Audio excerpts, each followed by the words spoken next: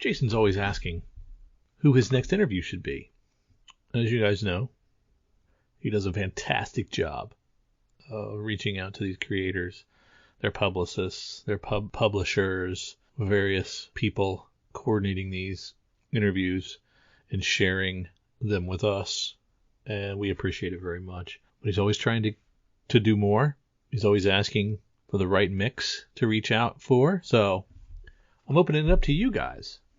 Just share on our social media platforms. Send us an email. Let us know who you want us to interview, what your dream interview people are, or up-and-comers you'd like to hear from. Jason only has so many hours in the day, and he has quite a schedule, but he'd love to hear your thoughts and any other feedback you have on the interview episodes. Thanks again for listening. We appreciate it. Absolutely. And Drew, I couldn't help but notice just how snappy your memory was, recognizing from 1994 or 1992 or whatnot, that Nevermind comic incentive. Like I have one thing to say about that. I'm back on the Magic Mind. So, drinking the Magic Mind, a little mental performance shot, if you will, gets me going. After I've had my coffee, not to my coffee, I supplement my coffee. I don't replace my coffee with it, but it kind of extends that caffeine buzz that I have, where you don't kind of hit that fall off the cliff thing, at 2 or 3 in the afternoon, or, after your caffeine wears off. Absolutely. And it keeps me going. It's good stuff, man, and lots of great stuff in it. Got a little matcha in there. Matcha's the big thing.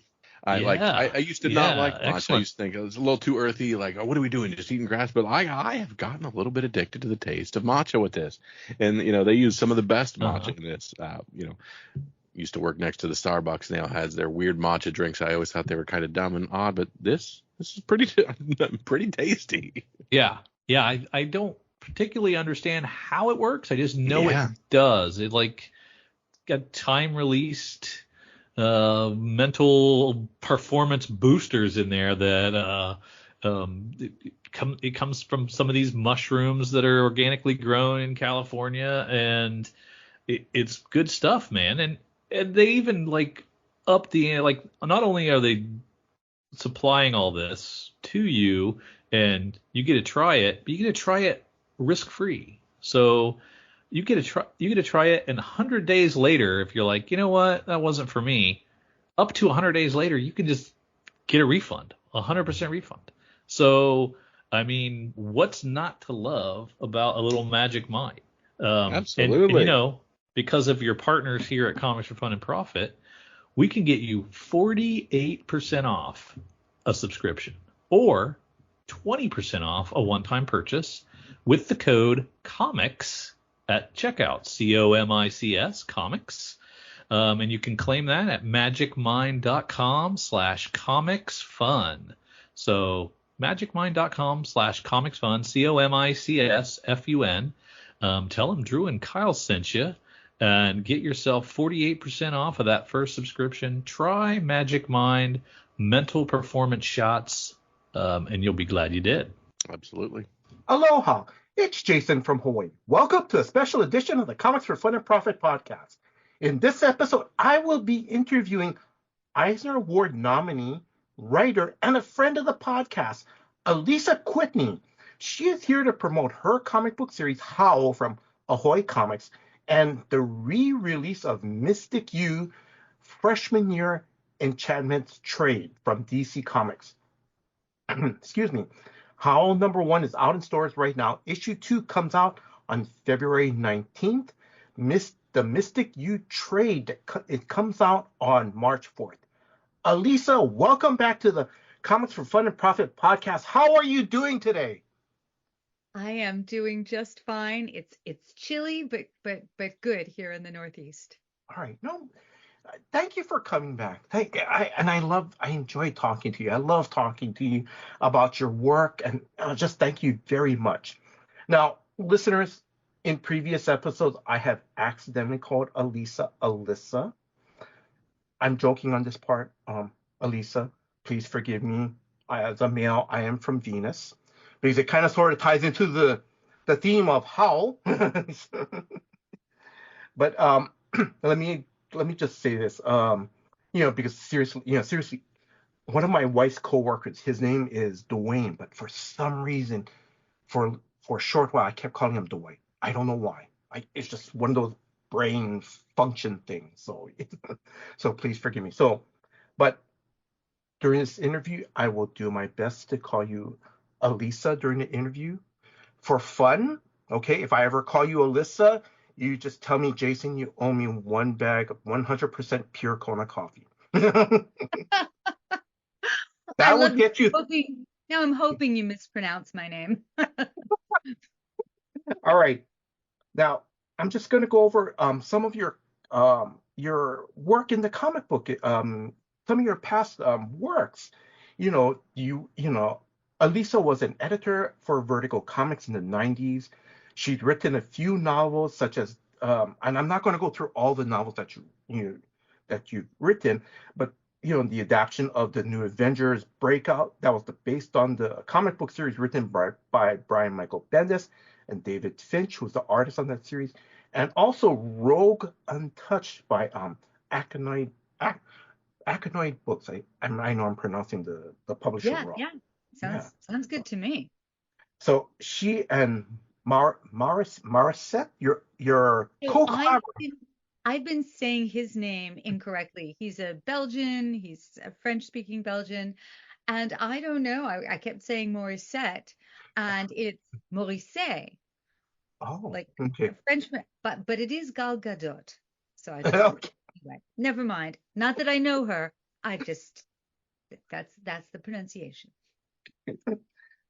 But you and he have worked on a number of stories for Ahoy Comics, such as one of my favorite miniseries from Ahoy Comics, a time traveling series called Guild. I love that. I love it. And also, you guys have done a couple short stories in the Project Cryptid series, and waiting. Yes, and one for Creepshow as well. That's out in the latest hardcover anthology. That's right. I forgot about that. So, Alisa, please feel free to add anything that I may have missed or something you want listeners to check out. Oh gosh, I mean, this is the thing with living a long time. I've got quite the backlist. So, I have done obviously a bunch of romantic women's fiction, and I've done different things. There is a distinct weirdness to everything I do, but some of my work wears its weirdness more on its lapel than others, and I think of all my projects, Howl is the most openly weird. But also, but it's also your most thought-provoking one. And I love it. I love the. But you know what? I'm going to hold off talking about it, what I really love about it. So, okay. Now, shout-outs before we begin the interview. I want to give a big shout-out to Hannah Bahedri of Superfan Promotion. Hannah, thank you very much for all your hard work behind the scenes in setting up this interview and providing me an advanced copy. So, Hannah, thank you very much. Alisa, did you want to add? Yeah, I did say Alisa. No. Yeah, Alisa. 3 times. Alisa. Did you want to add anything? Oh gosh, there are so many people that Tom Pyre, my editor. Yes. Tom just, has been Ahoy's been a great home to me, but Tom, really just held my hand when I needed hand holding, held my tentacle when I needed tentacle holding. He's been wonderful. And Rob Steen, yes, the letterer at the very last minute before Howl 1 hit the presses, Ziva's captions were in cursive, or as the British call it, joined up writing. And then I read an article that said basically the youth of today, many of them, cannot read script or cursive, that to them it might as well be hieroglyphics or, Navajo talking in legible form. So knowing this, I said, well, it's probably too late to do anything about it. Mm-hmm. And Rob just at the last minute changed it so that people under 40 could actually read Mm-hmm. this. Wow, that is so cool that you really do, you've done like these researches to make sure that, you want to make sure that all the readers, oh, that's very interesting and impressive that you've done your research. You ask Rob, hey, we got to change it. But more to the point, now I know what to do if I want to communicate in code with people, or Mm-hmm. if I just don't want anyone under 40 to know what I'm saying, I'm just going to write it in script. Yeah. Mm-hmm. Now, listeners, Alisa has mentioned about Tom holding her tentacle. You have to pick up Howl #1 to catch that little reference. All right. So, also, I just want to give a big shout out to the Fan Base Weekly Press. They did an interview with Alisa. So if you guys get a chance, please check out that article that came out on January 9th. That's where I got some of my information to prepare for this interview. Let me start. Alisa, where can listeners follow you on social media? Okay, I've written this down because when I was signing up on social media, I think I like, there was this 70s book and TV show Sybil with all of these Yes, different I personalities. remember Well, that. it seems like Sybil here. So on Facebook, it's, I think I am alisa.kwitney.sheckley. Mm-hmm.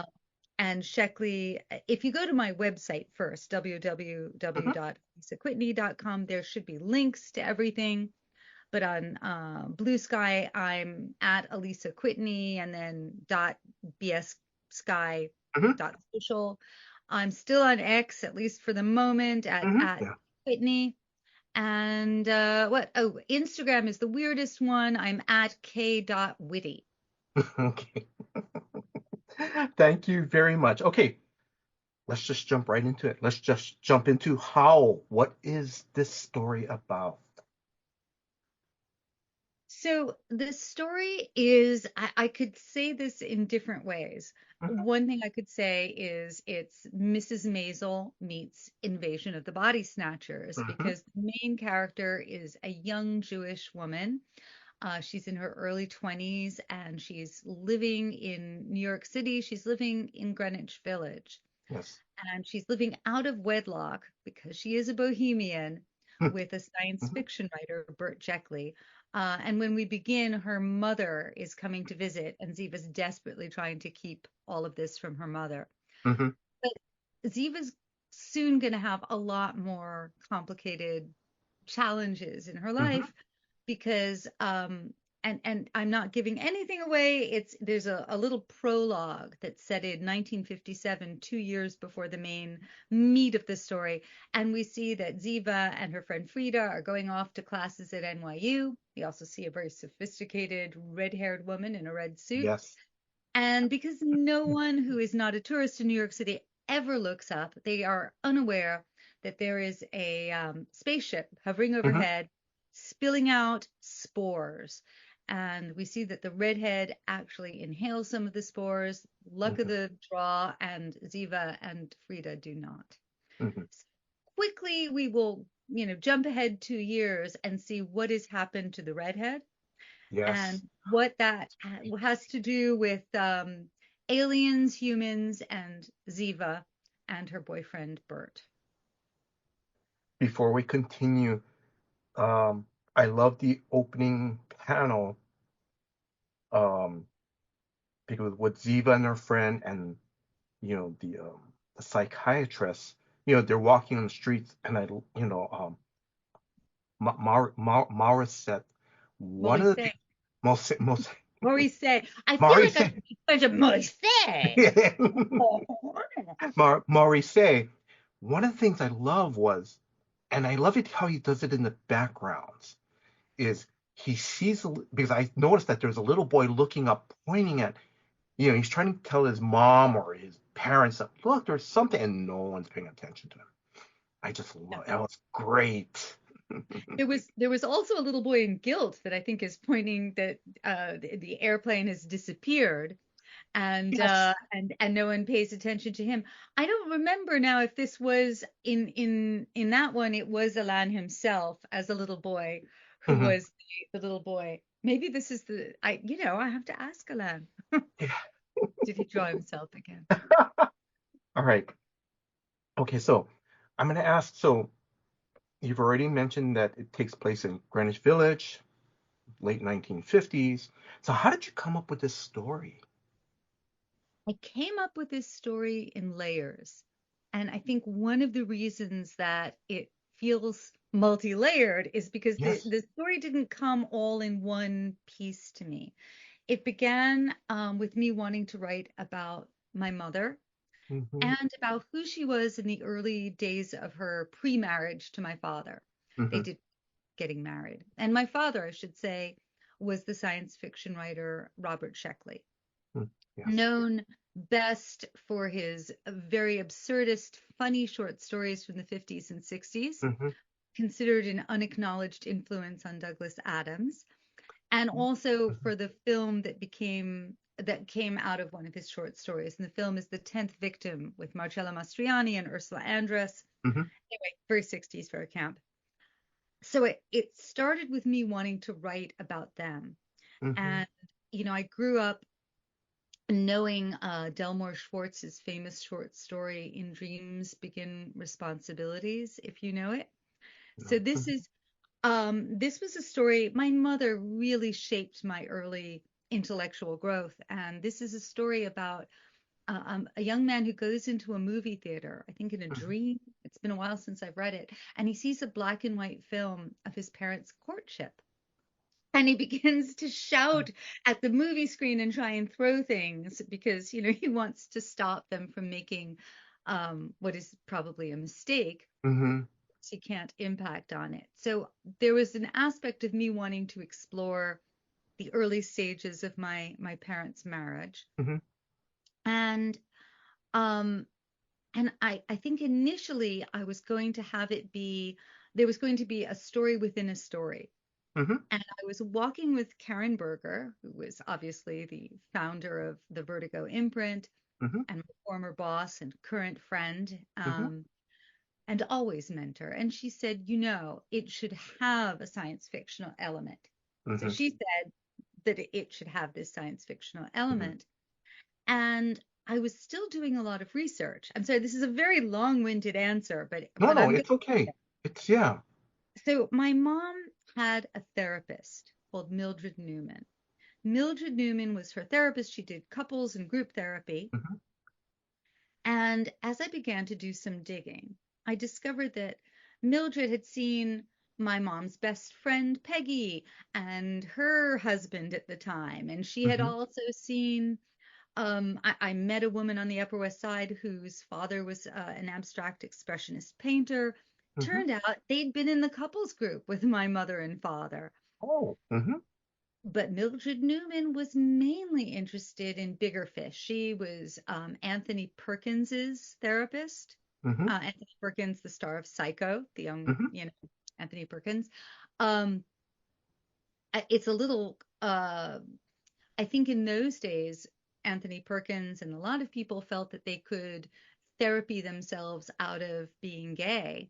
And that would make life a lot easier. And I suspect that was a big part of what was the lure with Mildred Newman. She also saw Paula Prentice, Richard Benjamin, the directors Mike Nichols, Paul Simon. So and she went on to co-author How to Be Your Own Best Friend, which was this huge self-help book, the first big besides Dale Carnegie, how to influence people. So at first I thought maybe I want to do a nonfiction book about Mildred Newman. She's such a fascinating character. But I got to thinking, why do you want to, be so involved with so many writers and artists, actors and directors? And I think it just one of these days it just clicked. Well, if you were an alien, leader, maybe you would think that the way to take over the world is Mm-hmm. by taking over the United States, then the sole big superpower. I guess Mm-hmm. Russia as well, but much more the US. And that the US in the 1950s was going through this period of a lot of uh, establishment, play by the rules kind of philosophy. And so, who would be the most important people to co-opt? Well, the Mm-hmm. intelligentsia, the thinkers, the rebels, the people who were refusing to conform. And that, so the personal aspect of wanting to explore my parents' relationship and feminism kind of Mm-hmm. got in with this whole bohemian neighborhood and my fascination with Mildred Newman, who actually, by the way, saw me when my parents divorced. I think I was brought to see Mildred Newman, and somewhere I have her notes on Mm-hmm. what she thought of me as a kid.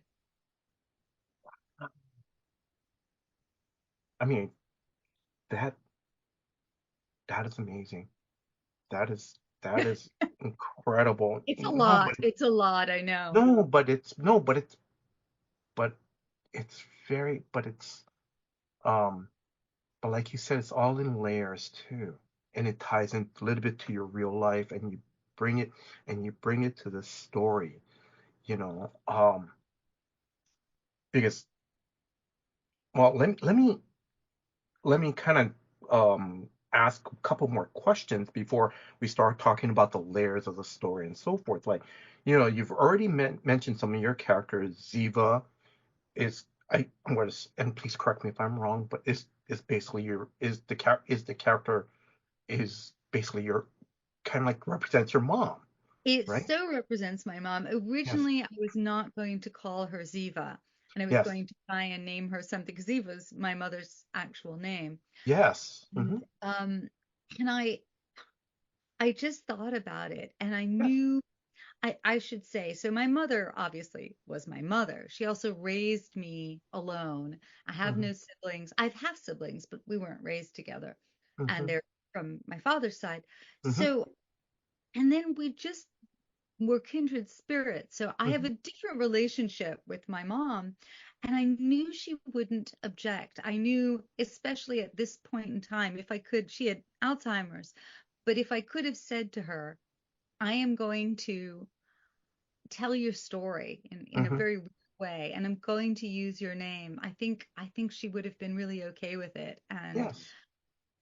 Ziva, her name was so much a part of the Ziva-ness of my mother. Hmm. But I love that character.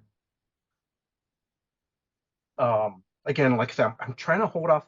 I want to ask a little bit more about a little bit, just go into some of the characters. Mhm.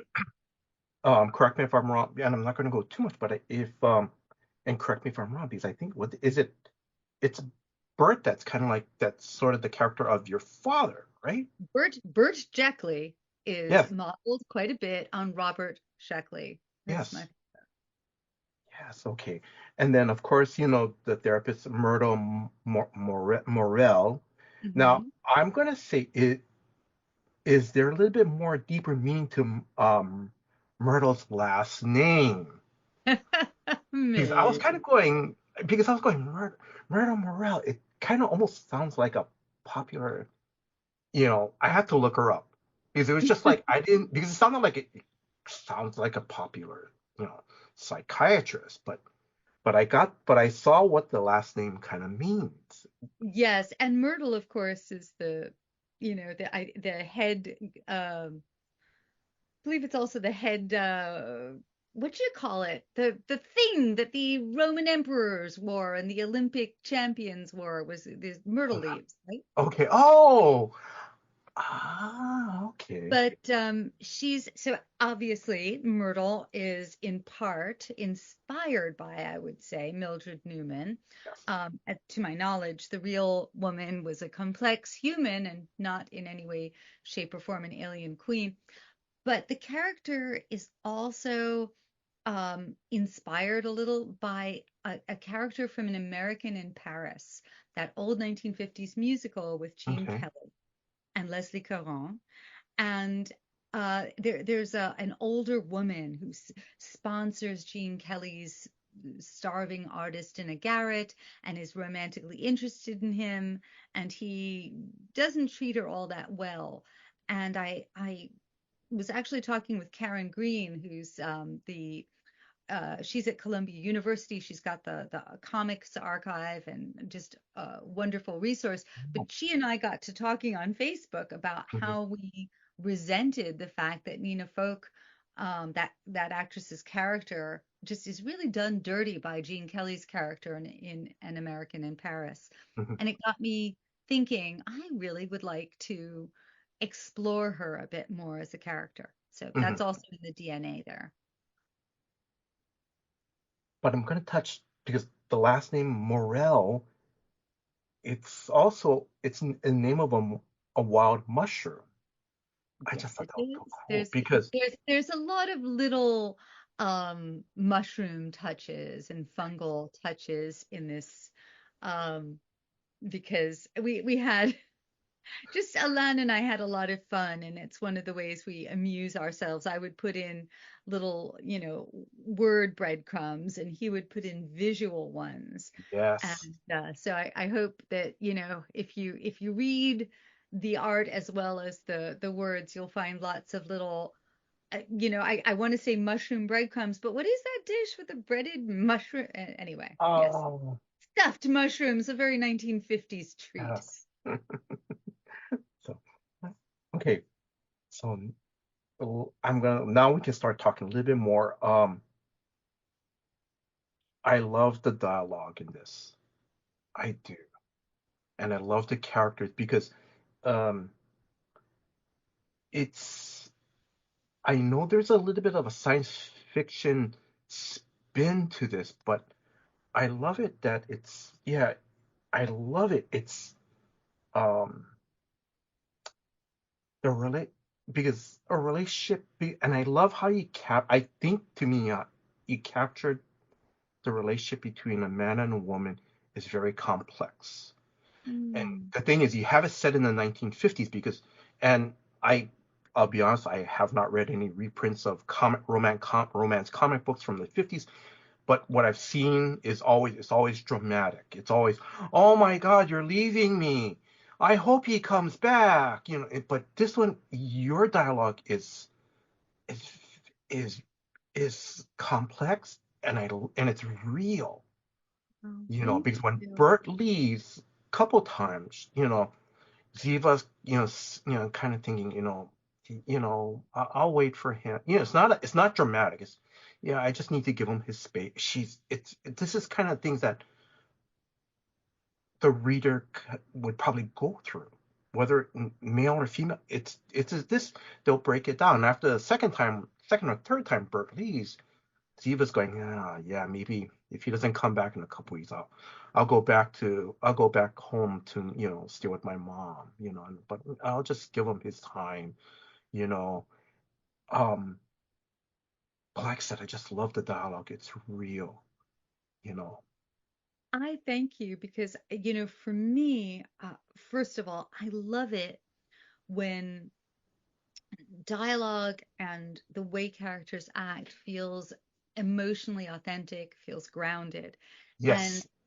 a lot of people think that's less important when you've got horror or science fiction Hmm. or, um, other genre elements, but it actually becomes even more important when you are writing a story that, has things happen that don't happen in most of our everyday lives. Yes. Making sure that the details and the emotional grounding are present is, I think, what makes a story work. Yes.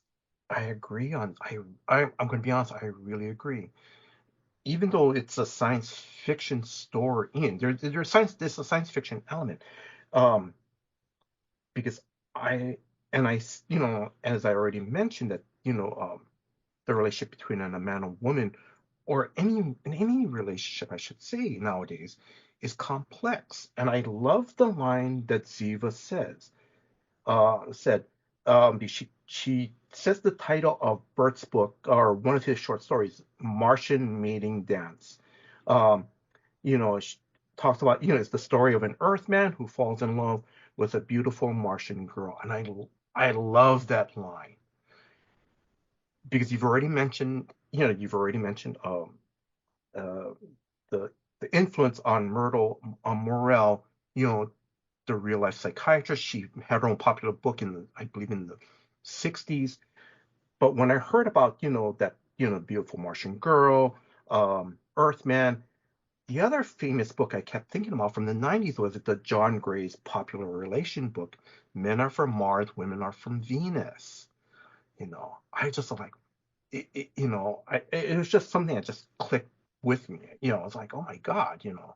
Well, that was actually also based on an biographical detail. When my mother was in high school, she read the short story Warm, which Mm-hmm. is by my father. And so she already was predisposed to think well of him when they met. But if you read Warm, it is a story that does not make one think, yes, the author of this is going to be a person I can have a successful relationship with. I'm Warm sorry, I don't. starts with a character who is about to propose marriage to his fiancée Mm-hmm. when he hears a little voice, and the voice begins to guide his thinking. And it Mm-hmm. basically gets him to feel more and more other and alienated. I don't think I'm ruining the story in this way. Oh, It no. is it's a really twisty Twilight Zoney Mm-hmm. absurdist existentialist story. But it does not end up with you thinking, and these people should get married and, Mm-hmm. live happily ever after. So I wanted to do my equivalent of that, and I wanted to do it visually as well. So Yes. Alan and I decided that we would work in, I think originally I just wrote it in the script that there's a pulp cover with Martian Mating Dance, and you see Yeah. that Mm-hmm. cover and you see Ziva's face on it, because that's part of what happens is, Mm-hmm. um, what the rationale for that in my mind is that, as they get involved, Bert begins to see her as an avatar of woman and what happens when the woman you desire becomes the woman you're domestic with, which I think Mm-hmm. was a sticking point for a lot of dudes back in the day. Mm-hmm. Anyway, Alan loved doing those covers so much Yes. Mm-hmm. that we should keep doing this as a motif. And so those pulp science fiction 50 style covers become a sort of recurring motif in the series. Well, it's going to be nice. Um, I just want to touch upon one thing. Oh, I love Alon's artwork. I have to mention the one panel, and I'm again, listeners, you guys know I'm not really an artist. I don't know those art terms, but it's his artwork is simple, it's subtle, but it's very clear what he's trying to um, come across on the page.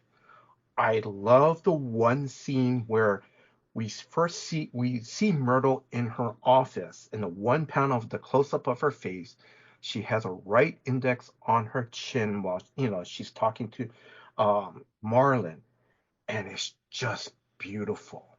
It's like Yes, she was, her look was also partially inspired by the actress Agnes Moorehead's Endora. oh Endora was the yes, original mother of Samantha in Bewitched. The mother of Samantha in the original Bewitched, not the later remake. yeah, And I just, I've always loved the character of Endora, and I think over time I love her more and more. So, yeah, I think a lot of writers don't realize how important it is to fall in love with your antagonist mm-hmm, and have a lot of fun with your antagonist. If yes, your antagonist is just there to cause strife for your, protagonist, they're not going to be as delicious as they need to be.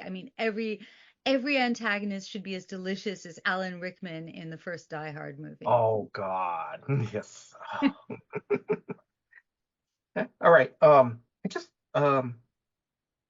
That is. Oh, and can I say something else about Alain's artwork? Mauricet. Yes. Sorry, Oh, Alain's yeah. his name. So, I think what you might find appealing, what I find appealing, is he has a style that to me is distinctly European. There is a cleanness to it. There's he is very conscious, very, motivated to do little expressions, micro expressions, reactions, Yes. what, we comic people call acting in the Yes. artwork.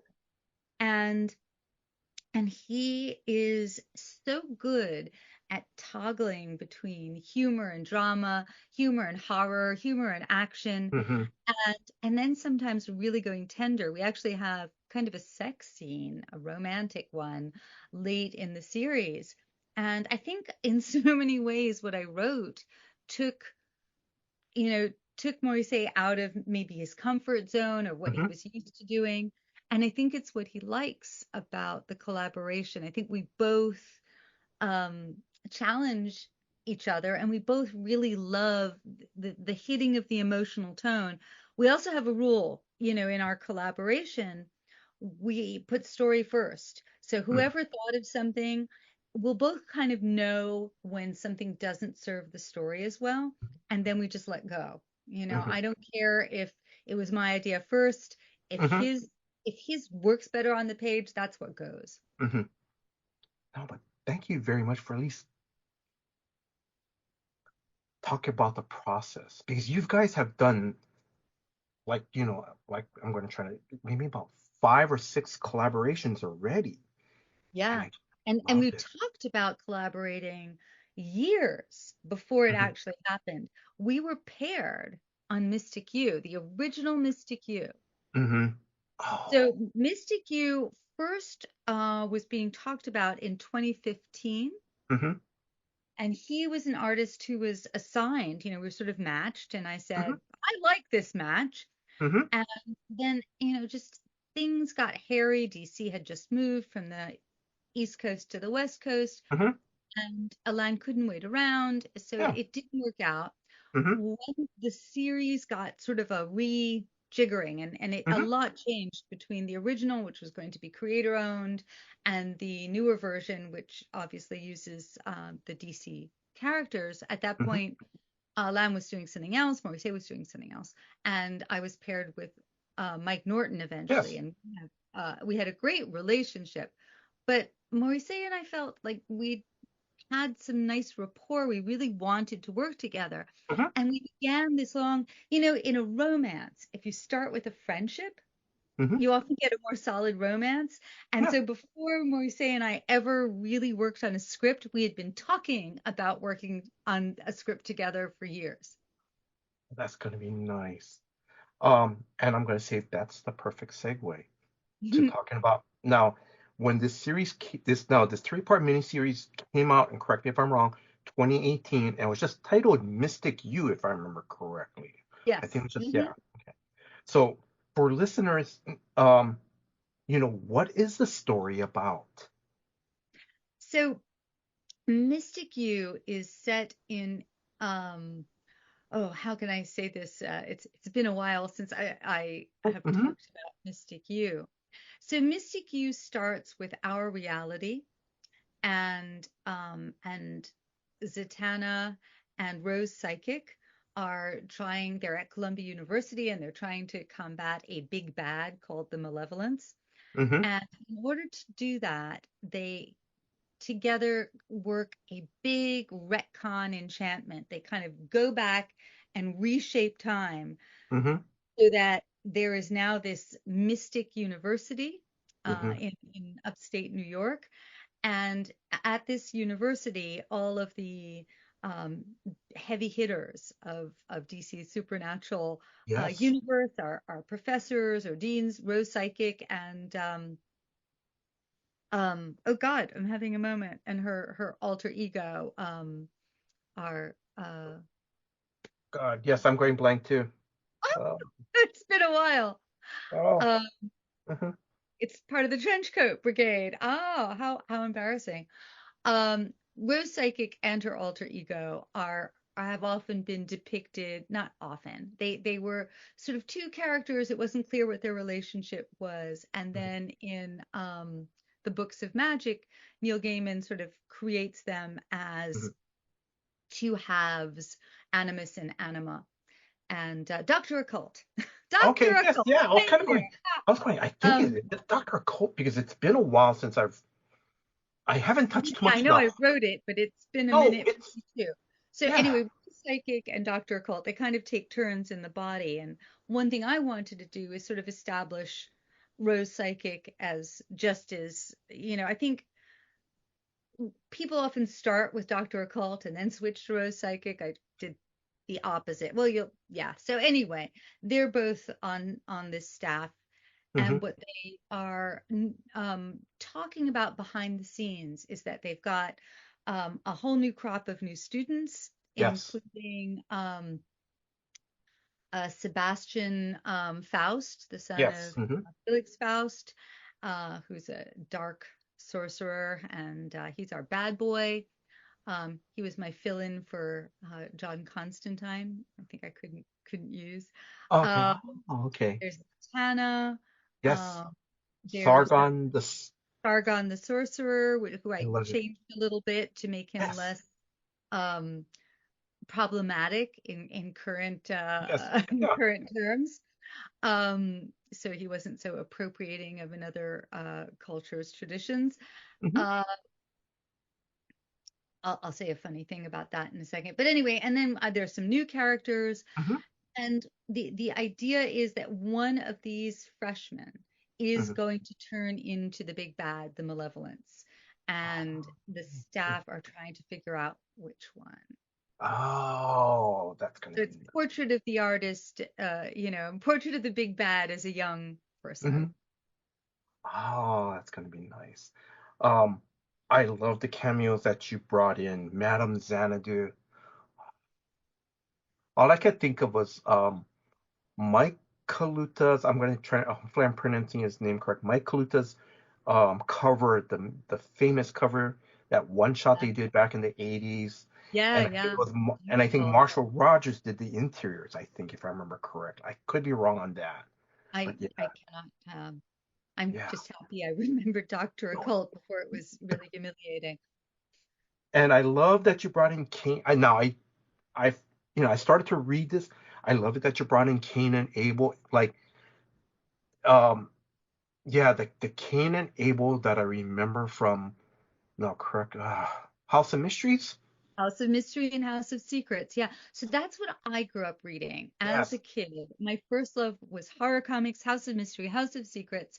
And what came a little bit later was Plop, which was just a comic of insane weirdness. And so Plop is in there. There was also from Red Circle, I think it was Goo or Gru. I'm trying to remember. I found it. And I think this was a Nicola Cudi story, Cuti, great writer.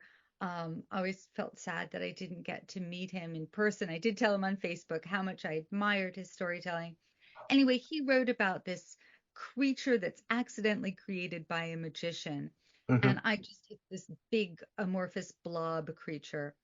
And it gets its own little love story. And so that was also, I was getting a chance to play with stuff that was, I guess, in a way, doing fan service to anyone who loved the things that I loved back in the day. From the 70s, yes, because when I was reading, now I'm sorry I didn't get a chance to read all 3 issues, but in the first issue, like in the I love the cafeteria scene where I think Plop appears again, and I love in the background you have the 3 witches from the Witching Hour, working as cafeteria workers. Yeah, I just had so much fun with all of this. And I think that Mike Norton, he's just a great artist. One of the things that he did is he went to town on the backgrounds and just really filled them with delicious magical details. So you feel you're immersed in this world. The other thing he did is I said, Zatanna, to my eye, has traditionally been depicted as cheesecake. And just don't want her to be cheesecake. Mm-hmm. She, all of her clothes can sort of reflect her costume, but she's not Mm-hmm. wearing a costume for most of this. And I want her to dress like a college student would dress. Yes. But I said, when it comes to Sebastian Faust, he should be the beefcake. And it's so funny. He went even more over the top. I think there's some scene where everyone else is in their pajamas and he's naked. And he's being attacked in the shower the way female characters traditionally have. So you get a little more skin in the game. He just is a delicious, funny, very collaborative artist, which is what I love.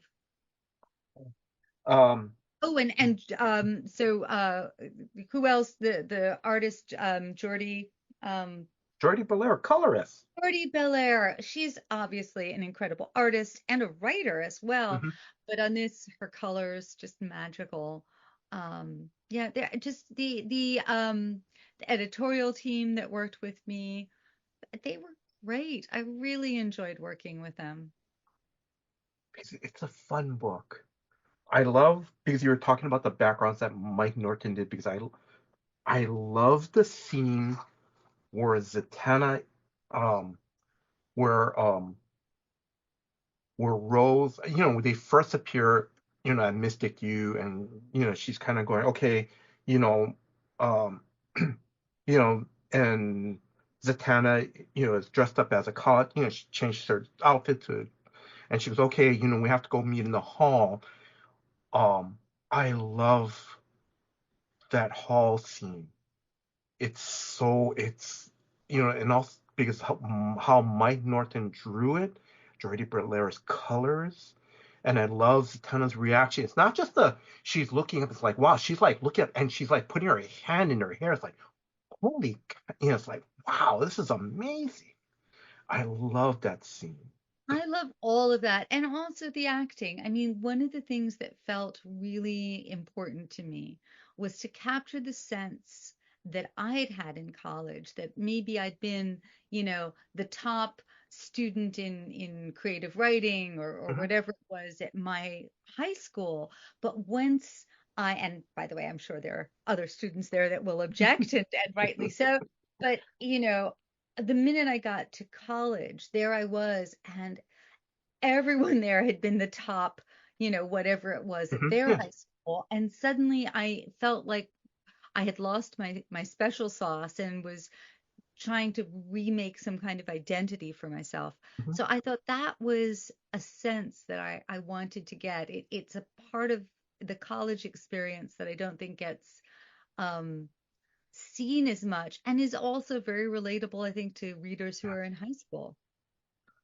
Oh, that's nice.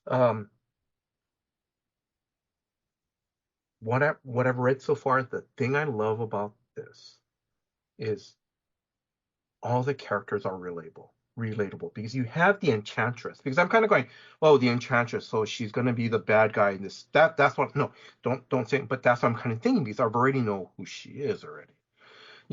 Sebastian Faust. Oh yeah, I know his dad. Yes, he's gonna probably be the bad guy, and but but but reading through it, it's just college students. It's all relatable.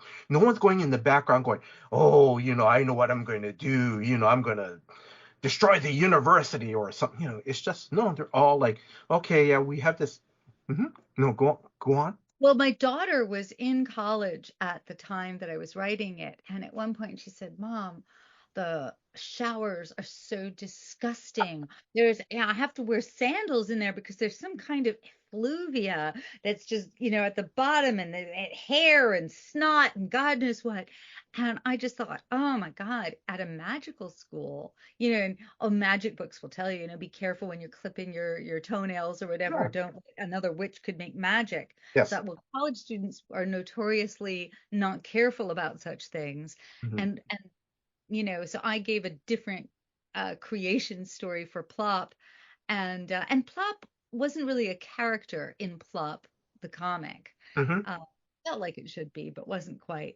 But there were these hideous. God, who was the artist who did the plop covers? I need to. Can we look it up? I don't know, but all I remember seeing those covers, because it was just always these weird anatomically, like I remember seeing the long arms and the big nose. Yes. Okay, Just, is it Wally Wood? oh my God, I wouldn't doubt it because right in the It's early saying 70s. Wally Wood here. Oh, it's got to be. And so I think it's this is okay, so this one might be Sergio Aragones. Oh But yes. anyway, the covers were, oh, and who was this one? Plot covers. Who's this one? Ah, the covers, I hope people will look them up. They were goofy and disgusting. Oh A yes, yeah. combination of sort of body horror and and charm. If you Yes. know, if Bernie Wrightson had done Looney Tunes, I don't know. Oh, that would have been great. That would have been a nice spin on that. Um, I'm gonna start wrapping this up. At least I'm gonna start wrapping this up. Um, what is your next store or convention appearance in 2025? Oh, well, actually, in mid-February, right after Valentine's Day, Mm-hmm. whether you're celebrating love or nursing your broken heart, you could come to Chelsea to Cosmic Con, where I'm going to be on a panel with my friend and former Vertigo editor, Stuart Moore. Oh, And nice. yeah, I'm really looking forward to that. So that's the next thing that I'm doing. Mm-hmm. And other than that, I'm going to post some more podcasts and interviews on my website. But I am hard at work on the next project with Mauricet. Right. And yeah, so we're already getting going on what will be next for us. I want to just an off the cuff question because when you and Maurice worked on Project Cryptid, you had the four quote unquote golden girls, if I remember correct, sort of golden We had, girls. I think we had three. I have a third cryptid story that I am plotting to tell, and it was greenlit, and then I just sort of ran out of time because Yes. Mm-hmm. a lot was going on in my life. In the past couple of months, my mom came home on hospice, Mm-hmm. I'm sorry. and that was a lot of what was happening, and then shortly after that, I went to Arizona to go to my daughter's graduation to see her get her master's. And I kept vomiting during the I, ceremony. And speaking of body horror, anyway, it turned out as we were flying back and I have terrible cramps, I'm thinking, I had appendicitis at just around my age. Maybe I should go to the emergency room. oh So God. yeah, so I've been a little busy, but I'm on the mend. Okay. Um, minus a body part or so. Mm-hmm. Mm-hmm. And yeah, so I'll be looking forward to my new, but I now feel like I'm in a special club, the Appendix Free Club. Yes, Um, I no, because I had my appendix removed 3 years ago, 4 years ago. I just thought I had stretched the yeah. muscle. I mean, I Well, thought it was just, you know. yeah, people think that it only happens when you are, young, but it happens at all ages. Oh And I will yes. say to people that if you're having terrible cramps and it's not on your right side, it can still be appendicitis. And if Oh. it Mhm. starts to feel better, it can be a sign that it's ruptured. So go check yourself out. Okay. On that note, any closing? Sorry, I don't mean to. That's the I don't want to appendix keep. to our podcast. Yeah. So, any closing words to our listeners? Just check your appendix. And please, if you are reading Howl, I would love to have letters to the editor. Um, so I think I posted it on Facebook, and but you can send me your questions, Alisa at alisakwitney.com, or look it up. There's the Ahoy letters to the editor. But it would be so great, and I will personally answer your questions. if they get to me in time, or even if they don't, I'll find a way to answer them. So please write. All right. Alisa, mahalo. Just thank you for giving me another opportunity to interview you. And I want to thank you. Thank you. And I want to thank you for making comics. Thank you very much. I have to find your other works. Like I know you did some other couple short stories. Like you said, you and Mauricet did a creep show one. I have to track that one down. You know, I wish you all the success with Howl and the re-release of Mystic U. Now it's the re-release of Mystic U, and it's called Mystic U Freshman Year Enhancements. I also want to. I'm sorry. Enchantments. Enchantment. Oh my God, enchantment. Thank you. Freshman year enhancements is going to be the porn version, which I'll come out with eventually. Sorry, that's inappropriate. That was a joke. I'm not doing that. It's a joke. And I also want to thank Hannah of Superfan Promotions for setting up this interview. Hannah, again, thank you very much. Now, if you are a new comic book reader or a lifelong comic book reader who loves a very good and thought-provoking science fiction story that's really about relationships, please check out Howl. Now, the first issue of this 5-part miniseries is already out in stores. Issue 2 comes out on February 19th. Mystic U, the trade paperback, comes out on March 4th. So, Alisa, I just want to say, I love Howl #1. It's just thank you for sharing your story about I know it's fictional characters of your parents, but thank you very much. Oh, yeah. I'm so glad you enjoyed it, and I love being on your show. Oh, thank you very much. Thank you. I also want to thank Drew, the host of Comics for Fun and Profit, for putting this episode together. Drew, thank you very much for all your hard work behind the scenes. And if you are a new listener, please check out new episodes of Comics for Fun and Profit that comes out every Saturday. And I want to thank you, the listeners. Thank you very much for your time. Thank you for listening to this episode. Until next time, guys. Aloha. Aloha.